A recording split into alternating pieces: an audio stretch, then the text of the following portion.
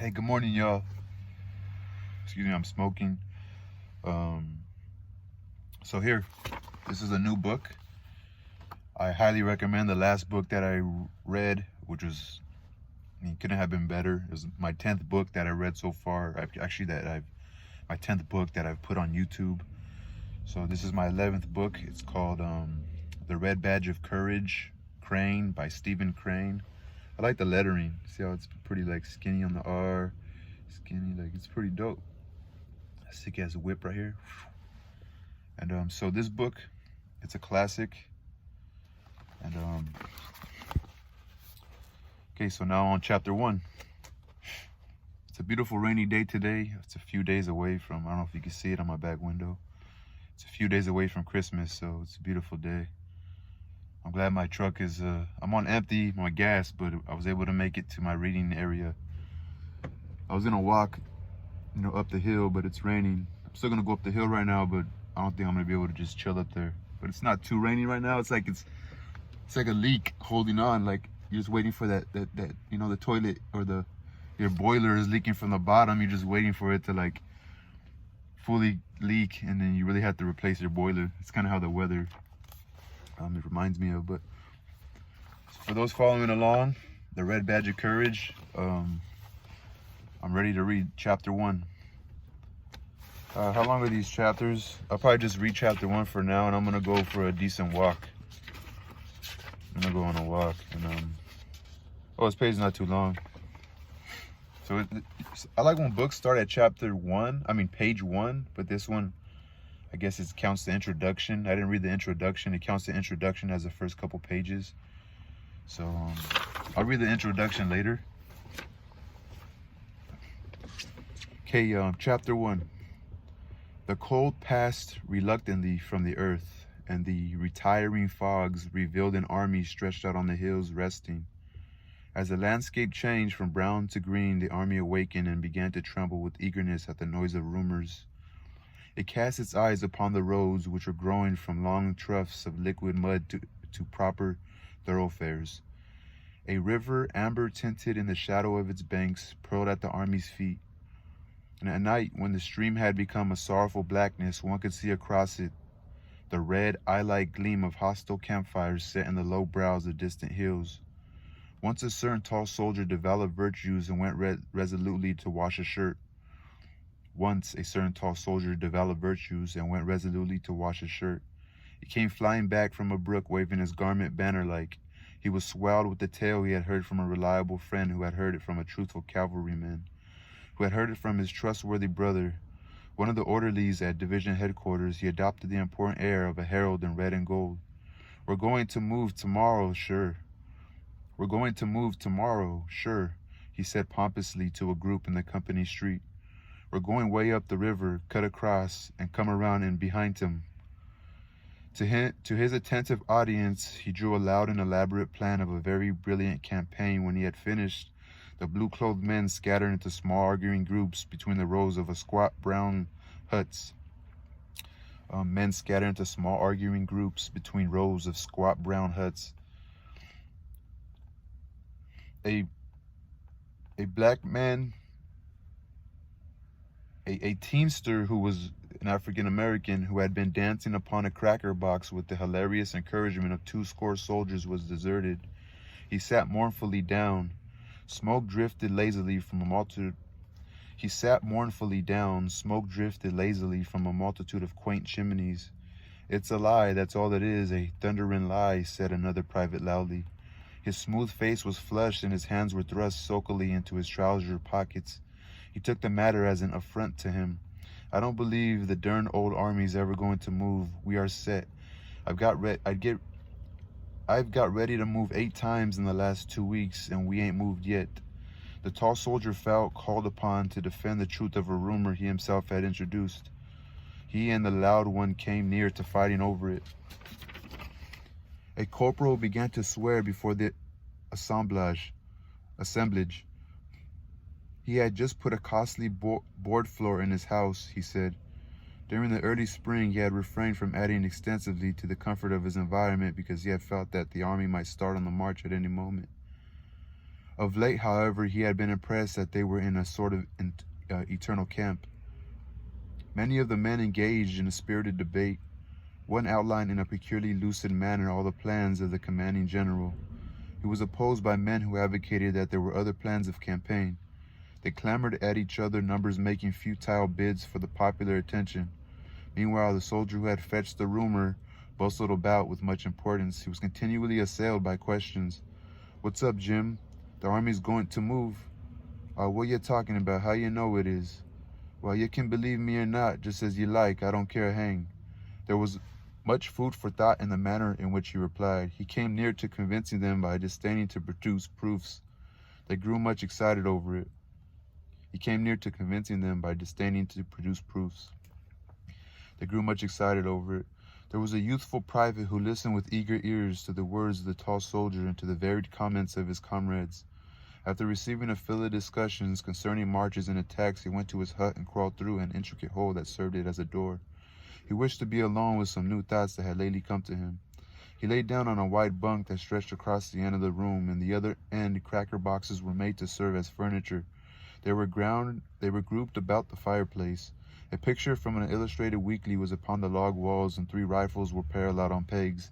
Equipments hung on handy projections, and some tin dishes lay upon a small pile of firewood. A folding tent was serving as a roof. The sunlight without beating upon it made it glow a little yellow shade. A folded tent was serving as a roof. The sunlight without beating upon it made it glow a light yellow shade. A small window shot an oblique square of the whiter light upon the cluttered floor. The smoke from the fire at times neglected the clay chimney and wreathed into the room, and this flimsy chimney of clay and sticks made endless threats to set ablaze the whole establishment. The youth was in a little trance of astonishment. So they were at last going to fight. On the morrow, perhaps, there would be a battle, and he would be in it. For a time he was obliged to labor to make himself believe. He could not accept with assurance and omen that he was about to mingle in one of those great affairs of the earth. He had, of course, dreamed of battles all his life, of vague and bloody conflicts that had thrilled him with their sweep and fire. In visions he had seen himself in many struggles. He had imagined people secure in the shadow of his eagle-eyed prowess. But awake he had regarded battles as crimson blotches on the pages of the past. He had put them as things of the bygone, with his thought images of heavy crowns and high castles. There was a portion of the world's history which he had regarded as a time of wars, but it, he thought, had been long gone over the horizon, had disappeared forever. From his home, his youthful eyes had looked upon the war in his own country with distrust. It must be some sort of play affair. He had long despaired of witnessing a Greek-like struggle. Such would be no more, he had said. Men were better or more timid, secular in religious education had effaced the throat-grappling instinct, or else firm finance held in check the passions. He had burned several times to enlist. Tales of great movements shook the land. They might not be distinctly Homeric, but there seemed to be much glory in them. He had read of marches, sieges, conflicts, and he had longed to see it all. His busy mind had drawn for him large pictures extravagant in color, lurid with breathless deeds. But his mother had discouraged him. She had affected to look with some contempt upon the quality of his war ardor and patriotism. She could calmly seat herself, and with no apparent difficulty give him many hundreds of reasons why he was of vastly more importance on the farm than on the field of battle. She had had certain ways of expression that told him that her statements on this subject came from a deep conviction. Moreover, on her side was his belief that her ethical motive in the argument was impregnable. At last, however, he had made firm rebellion against this yellow light throne. Okay. At last, however, he had, I forgot how that word was said. It's throne, but I was thinking like throne, Throne, like king's throne, but that's just my ego. But it's throne, so the light throne, like the light from the sun was throwing sun rays. At last, however, he had made firm rebellion against this yellow light thrown upon the color of his ambitions. The newspapers, the gossip of the village, his own picturings, had aroused him to an uncheckable degree. They were in truth fighting finely down there. Almost every day the newspaper printed accounts of a decisive victory. One night as he lay in bed, the winds had carried to him the clang-going of the church bell as some enthusiast jerked the rope frantically to tell the twisted news of a great battle.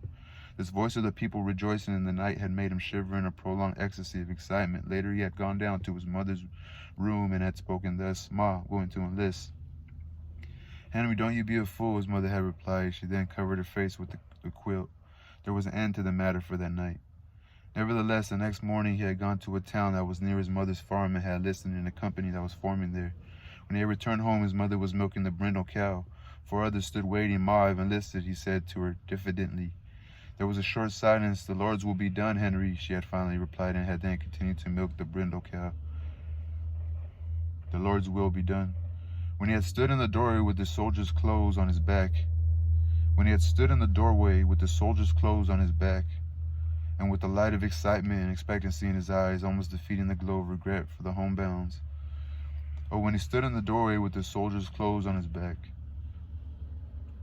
and with the light of excitement and expectancy in his eyes, almost defeating the glow of regret for the home bonds, like berry bonds, he had seen 2 tears leaving their trails on his mother's scarred cheeks.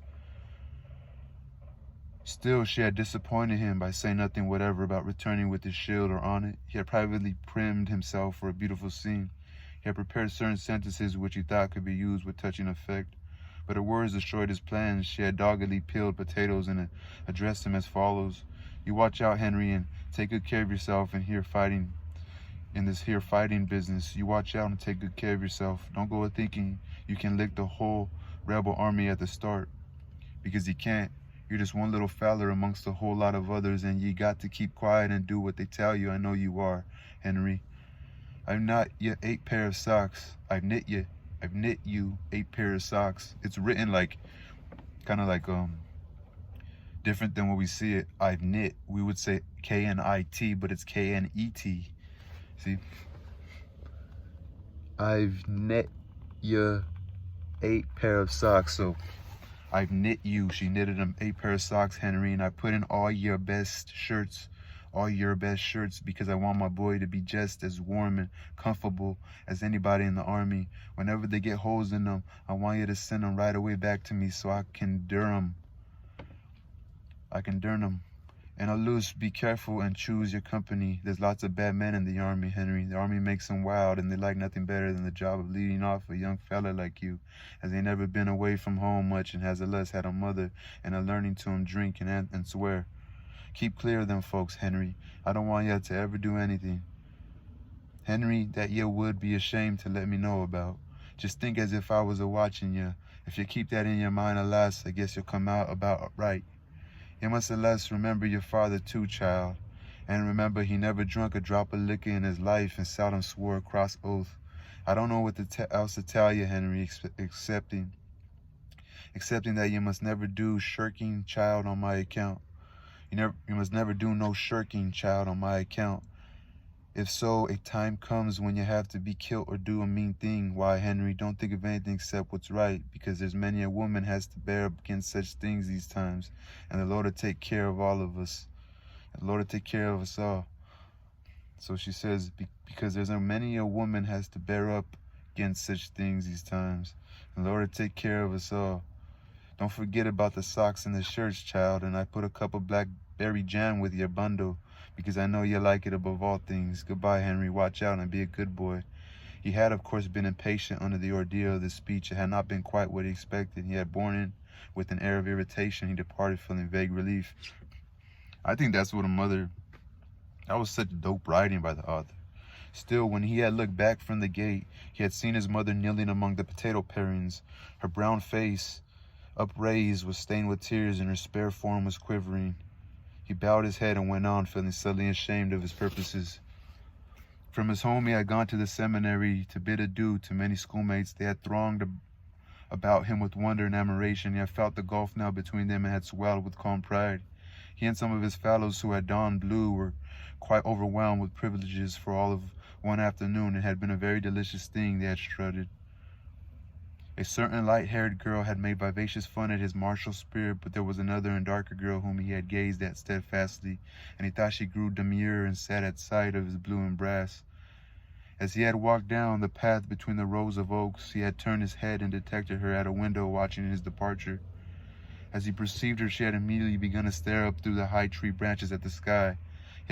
He had seen a good deal of flurry and haste in her movement as she changed her attitude. He often thought of it. I love that writing, dude. On the way to Washington, his spirit had soared. The regiment was fed and caressed at station. On the way to Washington, his spirit had soared. The regiment was fed and caressed at station after station until the youth had believed that he must be a hero. There was a lavish expenditure of bread and cold meats, coffee and pickles and cheese.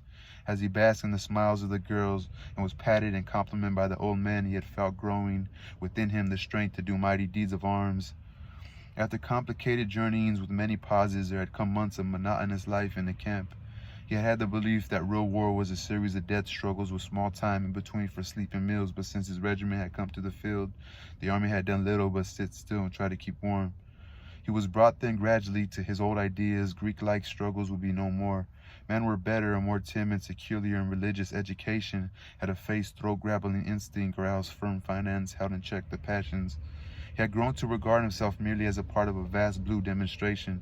His province was to look out as far as he could for his personal comfort. For recreation, he would twiddle his thumbs and speculate on the thoughts which must agitate the minds of the generals. Also, he was drilled and drilled and reviewed and drilled and drilled and reviewed. The only foes he had seen were some pickets along the river bank. They were a sun-tanned philosophical lot who sometimes shot reflectively at the blue pickets. When reproached for his afterward, they usually expressed sorrow and swore by their gods that the guns had exploded without their permission. The youth on guard duty one night conversed across the stream with one of them. He was a slightly ragged man who spat skillfully between his shoes and possessed a great fund of bland and infantile assurance. The youth liked him personally. The only foes he had seen were some pickets along the river bank. They were a sun-tanned philosophical lot who sometimes shot reflectively at the blue pickets. When reproached for this afterward, they usually expressed sorrow and swore by their gods that the guns had exploded without their permission. The youth on guard duty one night conversed across the stream with one of them. He was a slightly ragged man who spat skillfully between his shoes and possessed a great fund of bland infantile assurance. This youth liked himself personally. So these are just like, if you think about the Civil War, you just think about it was blue versus red, right? Republicans versus Democrats. It was the Union versus non-Union, Confederacy versus the Union. I think. I know there was Confederacy, Union, non-Union, but I think there was Union and then it was Confederacy. But then there was also the only foes we had seen were some pickets. So picket signs, maybe is that where pickets come from?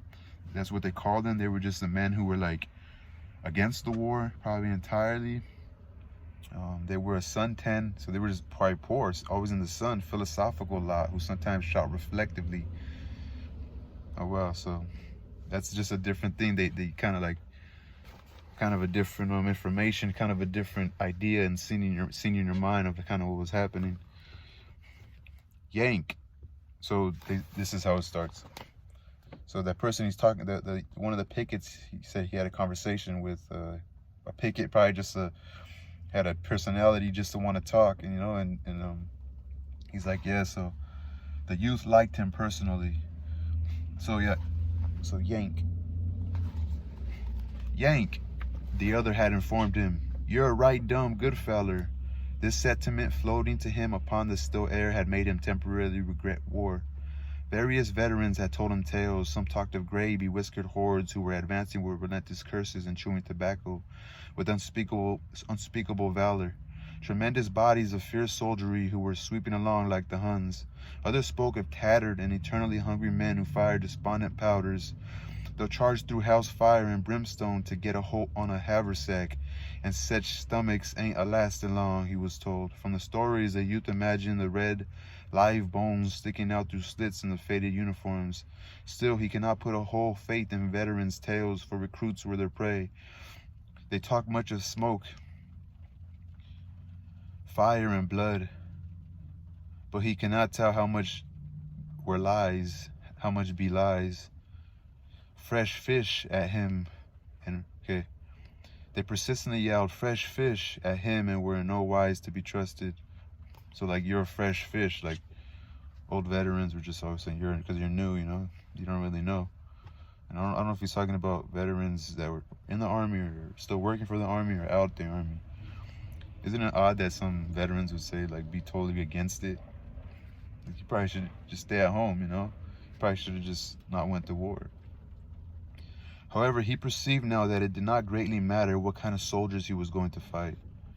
So as long they fought, which fact no one disputed, there was a more serious problem. He lay in his bunk, pondering upon it. He tried to mathematically prove to himself that he would not run from a battle. Previously, he had never felt obliged to wrestle too seriously with this question. In his life, he had taken certain things for granted, never challenging his belief in ultimate success and bothering little about means and roads. But here he was, confronted with the thing of moment. It had suddenly appeared to him that perhaps in a battle he might run.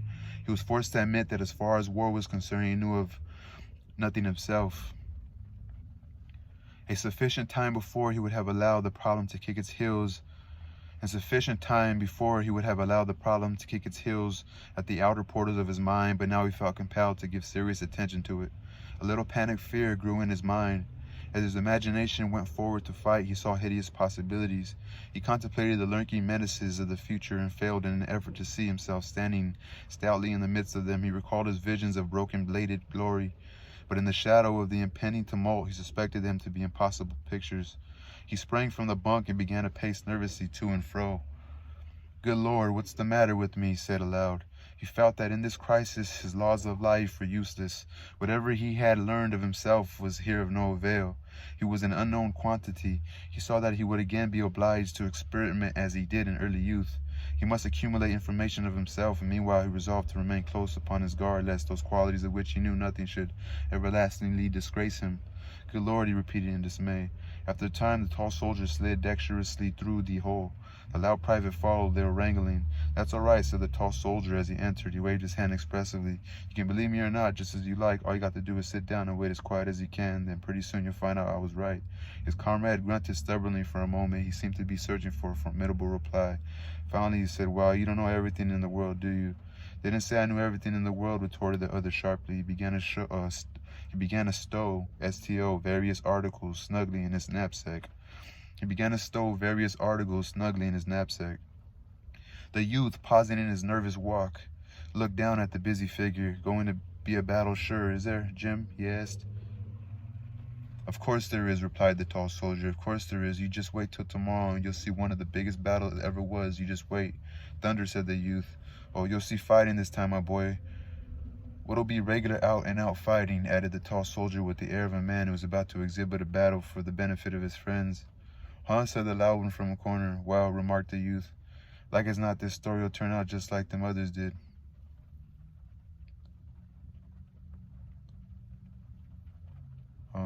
Not much it won't," replied the tall soldier, exasperated. So what does he say? "Well, I'm pretty hungry, so my stomach..." "Well," remarked the youth, "like as not this story will turn out just like the others did." "Not much it won't," replied the tall soldier, exasperated. "Not much it won't. Didn't the cavalry all start this morning?" he asked. He glared about him. No one denied his statement. "The cavalry started this morning," he continued. "They say there ain't hardly any cavalry left in camp. They're going to Richmond or someplace while we fight all the Johnnies. It's some dodge like that. The regiment's got orders. It's some dodge like that. The regiment's got orders, too. A Fowler what seen 'em go to headquarters told me a little while ago. A Fowler what seen 'em go to headquarters told me a little while ago, and they're raising blazes all over camp. Anybody can see that." "Shucks," said the loud one. The youth remained silent for a time. At least he spoke to the tall soldier. "Jim." "Shucks," said the loud one. The youth remained silent for a time. At last he spoke to the tall soldier. "Jim." "What?" "How do you think the regiment will do?"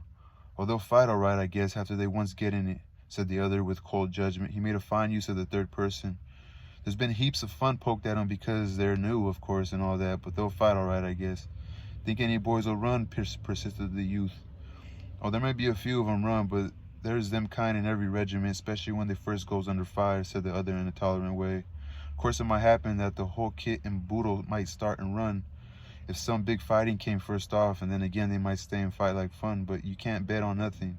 Of course, they ain't never been under fire yet, and it ain't likely they'll lick the whole rebel army all to onset the first time." Just like his mom said, "Of course, they ain't never been under fire yet, and it ain't likely they'll lick the whole rebel army." When it says whole, it's H-U-L-L. So it's like some slang for meaning they're not just gonna fucking go in there all crazy, you know, like kamikaze, you know. And it ain't like they'll lick the whole rebel army all to onset. You know when it's just to onset something, it's like you're coming to something, you're about to encounter something. The onset of a situation, you know, the onset of a conversation, the onset of the morning, you know, the onset of the session of class about to begin. The first time, it ain't like they'll lick the whole rebel army all to onset the first time. But I think they'll fight better than some, if worse than others. That's the way I figure. They'll call the regiment fresh fish and everything, but the boys come of good stock, and most of them will fight like sin after the onset gets shooting, he added with a mighty emphasis on the last 4 words. Well, you think you know, began the loud soldier with scorn. The other turned savagely upon him. They had a rapid altercation in which they fastened up each other various strange epithets. Okay, they had a rapid altercation in which they fastened upon each other various strange epithets. E-P-I-T-H-E-T-S. You see this in a lot of books. Epithets, I'm not sure if there's a dots or they're writing something down on paper. The youth at last interrupted them. Did you ever think you might ruin yourself, Jim? He asked. On concluding the sentence, he laughed as if he had meant to aim a joke. The loud soldier also giggled. The tall private waved his hand. Well, said he profoundly, I thought it might get too hot for Jim Conklin and some other than... Okay, the tall private waved his hand. Well, said he profoundly, I thought it might get too hot for Jim Conklin in some of them scrimmages, and if a whole lot of boys started and ran, why, I suppose I'd start and run. And if I once started to run, I'd run like the devil, and no mistake. But if everybody was a standing and fighting, why, I'd stand and fight. Be Jiminy, I would. I'll bet on it. Huh, said the loud one. Huh, said the loud one. The youth of this tale felt gratitude for these words of his comrade. He had feared that all of the untried men possessed a great and correct confidence.